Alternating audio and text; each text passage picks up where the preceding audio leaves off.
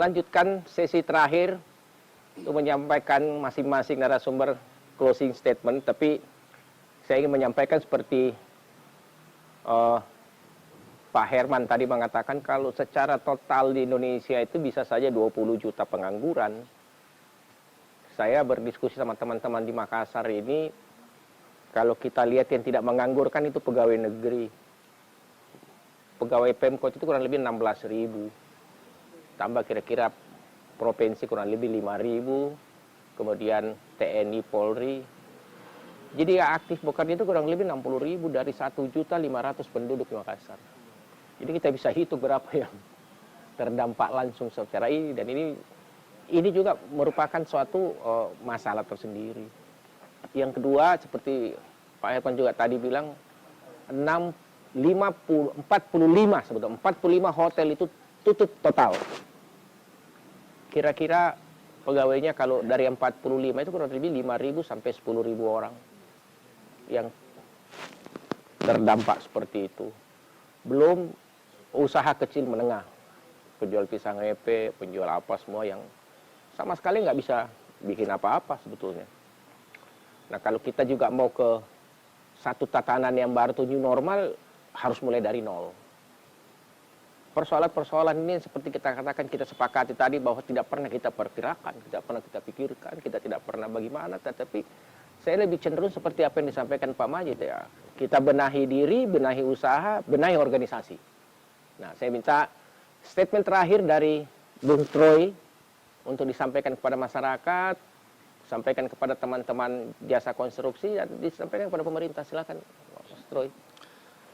Jadi harapan kami dari sektor konstruksi mewakili masyarakat jasa konstruksi yang anggotanya adalah perusahaan-perusahaan, bukan personal ya, yang tentu menafkahi, membawahi ribuan bahkan mungkin puluhan ribu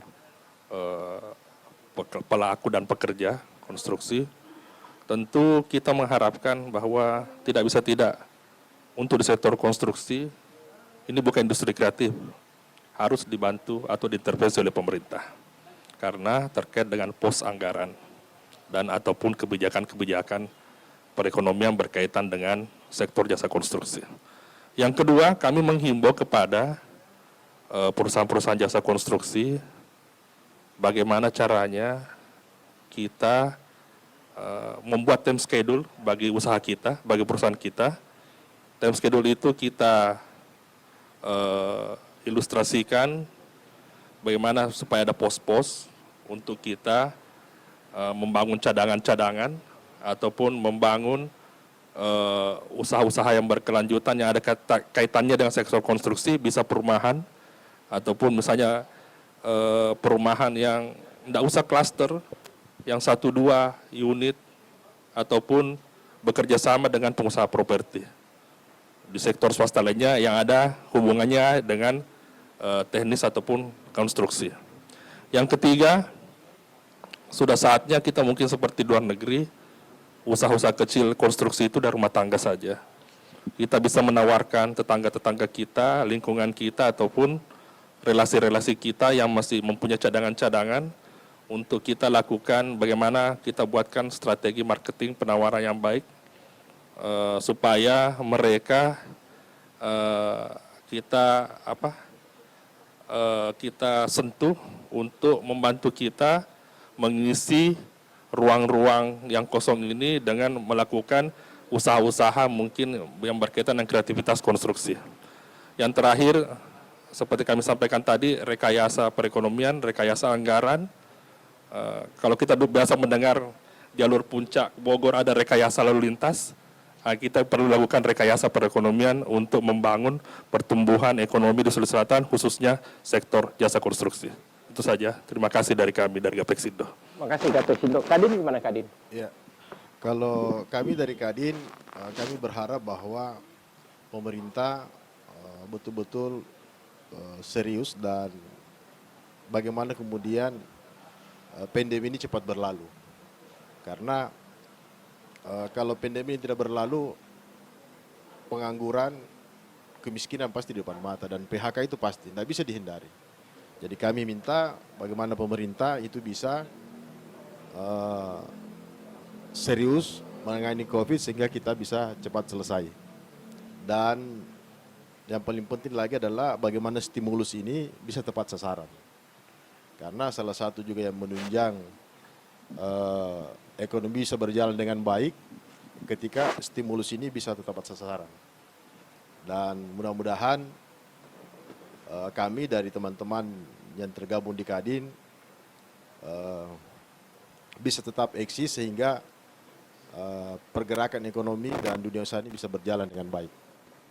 Oke. Dan pemerintah provinsi ya kalau bisa membukakan ruang lah bagi teman-teman di Kadin, terutama pengusaha-pengusaha lokal untuk kemudian kita bisa berembuk kira-kira langkah-langkah strategis apa yang kita ambil setelah pandemi ini berlalu. Itu harapan kami dari Kadin. Oke, makasih Kadin. Hipmi, silakan. Iya, satu saya kira karena kita menghadapi krisis yang multidimensi ini, yang dampaknya luar biasa, menurut saya perlu penanganan yang luar biasa juga, yang tidak formal seperti krisis biasa yang sifatnya hanya melanda satu sektor tertentu. Gitu. Ini kan hampir semua melanda, dan oleh karena itu kami menyarankan sebenarnya yang dibentuk itu bukan hanya tugas gugus penanganan COVID-19 ini, akan tapi juga ada tugas gugus ekonomi untuk membenahi atau memberikan saran-saran atau mengambil kebijakan-kebijakan yang tepat sasaran terhadap semua sektor. Siapa yang duduk di tugas gugus ekonomi itu adalah pelaku-pelaku ekonomi dari multisektor, properti misalnya, konstruksi dan lain sebagainya, bidang jasa dan lain sebagainya, sehingga keputusan-keputusan yang diambil oleh pemerintah, baik itu stimulasi, baik itu kebijakan-kebijakan jangka pendek, menengah, dan jangka panjang, itu bisa ditarik benang merahnya dan mempunyai efek yang positif bagi semua kalangan usaha. Itu yang pertama. Kemudian yang kedua, menurut saya yang tidak kalah pentingnya juga adalah kita tidak boleh hanya bergulat pada masa pandemi ini. Yang perlu kita pikirkan adalah pasca pandemi ini, bagaimana kita kemudian tidak menemukan kekagetan-kekagetan baru di bidang ekonomi, terutama ketika COVID-19 ini dianggap selesai. Menurut saya ini adalah momentum yang tepat untuk memikirkan bagaimana misalnya Indonesia bisa berdaulat secara pangan, Indonesia bisa berdaulat secara industri tekstil, dan juga berdaulat dari segi pengelolaan tambang dari hulu ke hilir. Yang ketiga, menurut saya juga ini penting mempersiapkan akibat perang dagang Cina dan Amerika. Saya kira kita sudah tahu banyak sekali industri-industri yang hengkang dari Cina dan tentu melirik negara-negara lain. Apakah mereka pindah ke negara Asia Tenggara atau ke India dan seterusnya. Ini saya kira juga momentum yang sangat tepat untuk mempersiapkan bahwa Indonesia adalah negara yang ramah investasi. Mereka bisa memindahkan industrinya ke sini, pabriknya ke sini, dan dengan sendirinya akan bisa menciptakan peluang-peluang tenaga kerja baru yang saya kira itu berdampak bisa menaikkan indeks kesejahteraan masyarakat di Indonesia. Saya kira itu yang perlu kita benahi, perlu kita persiapkan agar pasca COVID-19 ini Indonesia menjadi negara yang berdaulat, setidaknya seperti yang saya sebutkan tadi. Terima kasih. Baik, makasih Man. Kita minta pendapat dari Pak Majid. Ya, terus terang saya bangga sekali mendengar pernyataan-pernyataan dari teman-teman dunia usaha. Saya menyimpulkan bahwa semangat itu masih ada. Itu berarti untuk tampil berjuang di dalam kondisi yang seperti ini, semangat itu menjadi sangat penting. Catatan kakinya adalah barangkali ke depan ini kita mulai bisa mengurangi nilai yang disebut kompetisi. Nampaknya kooperasi, kerjasama itu sudah perlu dibikinkan tatanannya bahwa kita ini bisa kuat, bisa kalau kita berjejaring dan bersama-sama menghadapi semua.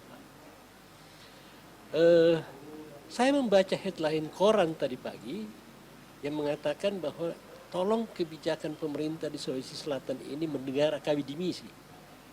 Saya ingin mengatakan bahwa barangkali sudah saatnya sekarang ini pemerintah daerah pun sudah harus bisa mampu mendengar pengusaha. Tapi di sisi lain, kita tidak hanya datang kepada pemerintah daerah dengan sejumlah permintaan, tetapi kita sodorkan hal-hal yang lebih konkret. Dan kita disinilah saatnya barangkali. Saya tadi sudah ini kan, saya justru berpikir, Pak Herman, mengapa bukan dunia usaha yang sekarang bersepakat mencoba membuat satu gugus tugas pembenahan tatanan ekonomi kita di Sulawesi Selatan ke depan. Tidak ada yang bisa membantu lebih banyak dunia usaha kita, kehidupan ekonomi kita selain pelaku itu sendiri. Di dalam tatanan seperti itu baru kita lihat bahwa, nah, tolong pemerintah, ini yang kami butuhkan dalam kaitan ini. Saya kira ini yang catatan saya. Terima kasih. Baik, makasih Pak Majid. Saya juga sebetulnya bangga karena narasumber yang tiga ini kan usianya jauh sekali di bawah kita. Paling tidak bedanya 20 tahun lah, kita lebih tua dari mereka ini. Tapi luar biasa juga menyampaikan hal-hal, dan ini tentu menarik sekali. Apa yang disampaikan oleh Herman sebagai ketua HIPMI barangkali itu suatu konsep gugus recovery ekonomi, bukan cuma gugus pandemik saja, tapi gugus pengembangan ekonomi. Kita gabung dengan konsepnya Pak Majid, bahwa udah saatnya kita berkooperasi, bekerja sama. Dan saya rasa HIPMI dan Gapexindo bisa membuat gugus itu di kabupaten-kabupaten. Lebih cepat pasti lebih bagus untuk melihat. Karena kalau kita cuma menunggu seperti ini, susah juga nanti jadinya. Tetapi kalau ada inisiatif dari HIPMI maupun Gapexindo untuk duduk sama-sama dengan pemerintah kabupaten kota untuk menyelesaikan persoalan ini, persoalan ke depan tidak akan lebih parah lagi. Baik, para teman-teman penonton, kita akhiri pertemuan kita dan kita akan lanjutkan hari Selasa minggu depan dengan tema yang lain, tetapi tetap bersama dengan teman-teman dari dunia usaha. Sekian, Assalamualaikum warahmatullahi wabarakatuh.